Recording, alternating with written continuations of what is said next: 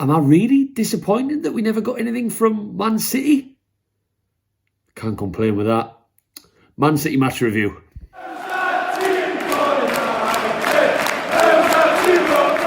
Welcome back to Black and White Banter, everyone. I've just finished watching that.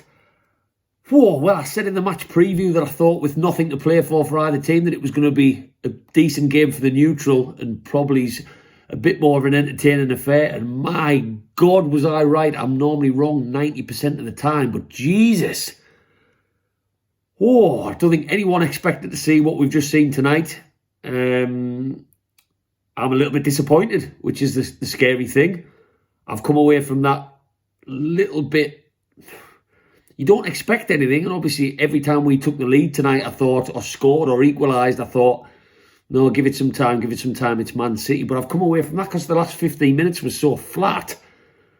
After we were really getting at them in the start of that second half, I'm a little bit like, oh, there was more opportunities there against that Man City defence if we'd gone at them a bit more. So, hey, hats off to the lads. I'm not going to sit here and criticise any of them tonight at all. We've come up against the best team in world football, in my opinion, tonight. And I am feeling disappointed that we haven't scored 4 goals. We got 3 and I wanted another one. I mean, you almost feel greedy, but we were brilliant tonight and very similar to what we've been used to watching us play against Man City. We had every man behind the ball. I talked about in the preview about how important I thought the first 20 minutes were. The first 20 minutes were important and we pretty much let them do their thing. The Pep Guardiola way. You almost feel like a dog following a bit of food watching Man City pass the ball like, it's absolutely ridiculous. And we obviously saw more of that in the second half. But first 20 minutes, I felt like I'd watched them for 90 because it dragged that much watching Man City soak everything up whilst they kept as much of the football as they could. And then suddenly, bang, out of nowhere, Arts and Craft comes in and bang 1-0. And then, God, you can't believe what you're seeing. And then sure enough, that opened the game up a little bit. And we were a bit unlucky. Obviously, Man City's first goal, very, very, very lucky. I think it took like 2 deflections on its way through from Cancelo, who looked like an absolute dickhead during that game, by the way. Did you see him kick the ball at Murphy? My God, what an idiot. But I thought we were a little bit unlucky.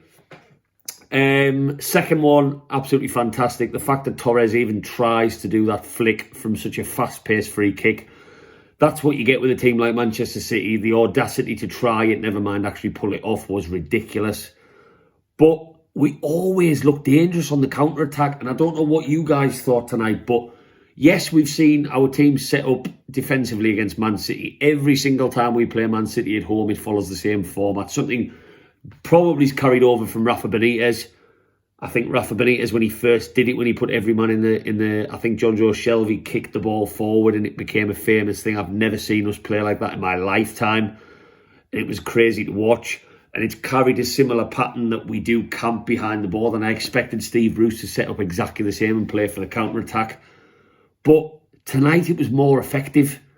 And I didn't mind the negative, let them have all of the ball style of football, because yes, it can be painful to watch at times, but when you've always got that burst of pace once we do win the ball back, which we eventually will, even if it takes 3.5 fucking minutes like it did in the second half, we will always get the ball back. But when you've got Maximin willing to run between the lines, Almiron, who we know runs his socks off for the full game, regardless of his lack of quality sometimes in the final third, but do you know what the most important factor was for me in playing that way tonight? And I'm going to big up the man like crazy. It's Joe Willock. We have not had a midfielder make the sort of bursts he does to support that front line, the likes of Maximin, the likes of Joe Linton, the likes of Almiron, from that central area for a very, very long time now.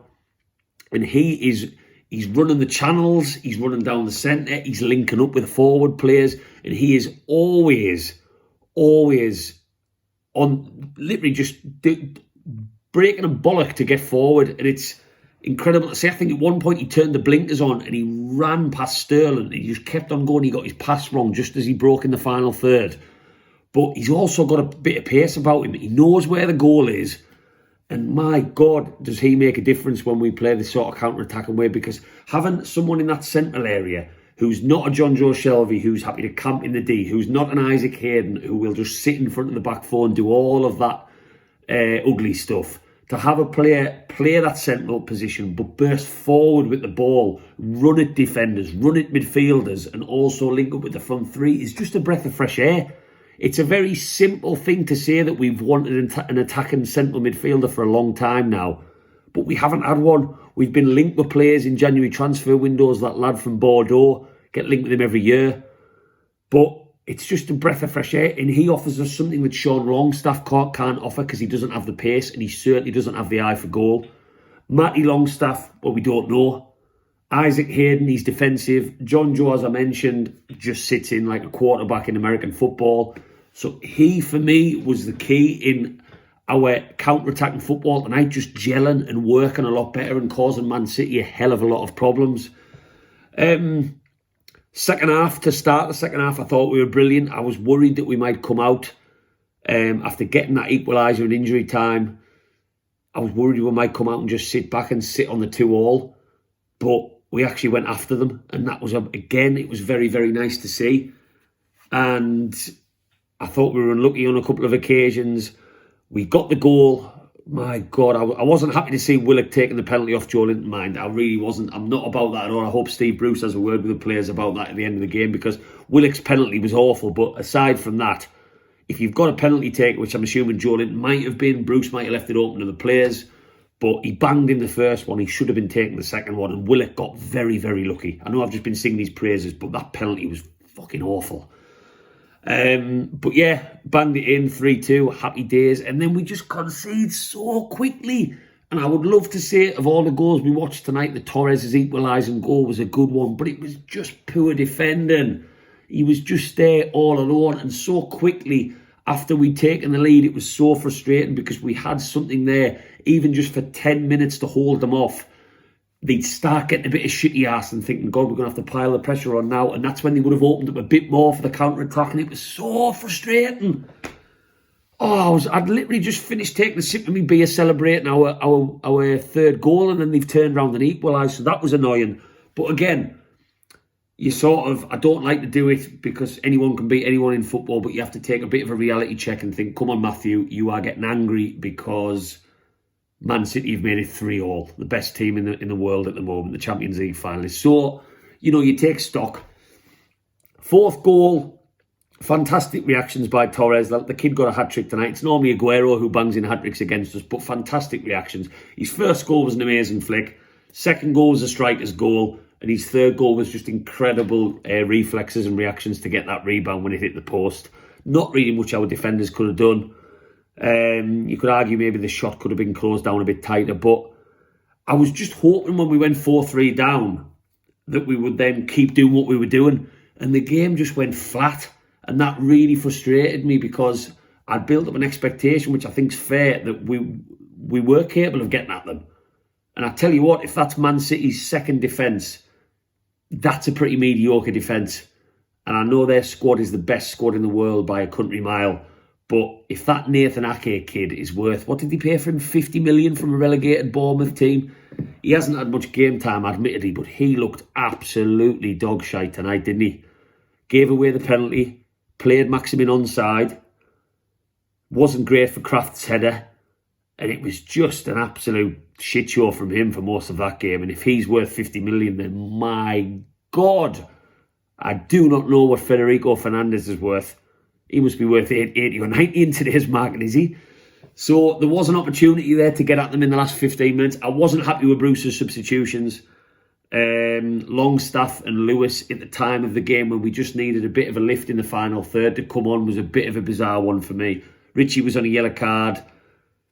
Joe Linton coming off for Longstaff. I don't know what Longstaff was expected to offer. It was just a weird one that to see Gale come on with a couple of minutes to go was just a strange old decision from Brucey. Honourable mention tonight for Jacob Murphy for me as well. I don't know what he'll find in his pockets tonight when he gets home to his missus. He'll probably find his car keys, maybe a packet of chewing gum, maybe a couple of Polo mints that might have been stuck in there for a while. And I think you'll also find Raheem Sterling. He was playing tonight. Did anyone realise that Raheem Sterling was on the field? I thought Jacob Murphy was excellent. I thought he got inside Cancelo's head. Cancelo got caught out by him a couple of times, got frustrated with him. And he is proven to look at the moment, if he keeps working on his defensive game, for me, he's starting to look a decent option as a wing-back, because he likes to get forward, but he's also got a fantastic burst of pace, and he likes to have a shot, likes to get a cross in, likes to have a shot on goal, and those are combinations I like in a player, because it's ballsy, and it's what our Newcastle team needs, is more players who are willing to whip a ball in, more players who are willing to have shots on goal. So honourable mention for him without a doubt. And defensively, I thought Kraft comes in for a lot of grief. I myself would have preferred Clark to be in tonight when I saw he was on the bench, but I thought Kraft played well. His header was fantastic. Any other centre-back in the world banging that in, you're going to say it's a brilliant header. Goalkeeper had no chance, so fair play to him. We looked okay defensively against one of the best teams in the world. Yes, a weakened best team in the world, but we looked all right. Let's just take stock, Newcastle fans. We've scored 7 goals in 2 games against 2 of the top 4. And I'm going to hold my hand up and say that, yes, again, I think tonight Bruce got it right. He set up counter-attacking as we expected him to. But credit where credit's due to the players, and I guess I have to say the manager as well. Because we were good tonight, and Man City have probably not been caused problems like that by 80% of the Premier League this season. I think we're the first team to score 3 goals against them since the commentators did say, well, it's gone. But yeah, so fair play to the lads. And I am coming away tonight disappointed that we have not pushed on in that last 15 minutes, because I thought there was another goal. I thought there was a 4th goal there for us against the best team in the world right now. So, yeah, I was pleasantly surprised, and onwards and upwards, I think we can only say from here. Obviously, Wilson's out for the rest of the season now. If he'd been playing tonight, who knows what chances might have been taken, or who knows what different outlet that would have given us with regards to pace, because Ake was not at the races and Wilson would have been all over him like a rash tonight. But the second half was just flat, a bit flat in the last 15 minutes, and that wasn't helped by Bruce's substitutions. Again, I'm going to avoid touching on the whole. Also, is Bruce the best thing since sliced bread now? Because those questions are going to keep coming. I've already had a Middlesbrough fan, a friend of mine, absolute idiot he is when it comes to football talk, admittedly, and I'd tell him that to his face. And he's already texted me saying Newcastle fans most stupid in the country for wanting Bruce out. It's just ridiculous, isn't it? Like, our best players have come back, and that's coincided by no coincidence. No coincidence at all that when Maximin and Wilson have come back into the team, we've started playing better football. Everything that went before that was an absolute shit show in my opinion, and it's going to take a long time, as I mentioned on the match preview, for that to be forgotten by me. The pundits can keep churning in that. So just as a warning, Newcastle fans, expect pundits to be criticising us until the cows come home, because that is going to happen after tonight. I haven't watched Sky Sports after the game, but it's going to continue to happen. So we are still going to take a lot of convincing. I am anyway. You might like Bruce and think that he's doing a fantastic job because of the last 3 or 4 games. I don't know.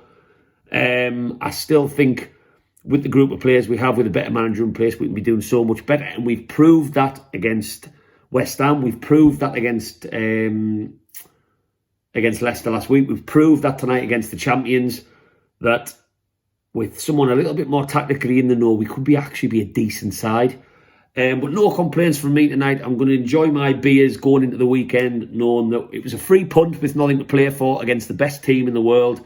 And we gave them every little thing that we had, maybe apart from that last 15 minutes where we sat off a little bit too much, in my opinion, with nothing to lose. But we've got Sheffield United on Wednesday. More of the same again. Keep the team exactly the same, in my opinion. Don't change anything. Willock has to start. Murphy has to start. Joe Linton did enough tonight for me to stay in the team. I did want Gale going into it. But yeah, let's crack on. And as always, Newcastle fans, drop in the comments. Let me know what you thought about tonight's game. Whether you were just as disappointed as I was that we never got a 4th goal or got something from the match. Still pinching myself that I think that. But drop in the comments. Let me know. always respond to comments, and I am looking for Newcastle fans to join me before the Sheffield United game to talk all things Toon, whether it be their season, Mike Ashley, Steve Bruce, what you think about things, what your hopes are for next season. I want to meet up and jump on a video with you Newcastle fans, so let me know if you're interested in meeting me in a pub for a pint. You're getting around it though, and we'll do that. As always, Newcastle fans, thank you very much for watching. Enjoy your weekend, and I will touch down before the Sheffield United game, which I'm going to, so let us know if you are as well. Imagine that being in St James's Park. My next video might be from St James's Park. Thanks for watching too, fans. Maybe next time. Pep.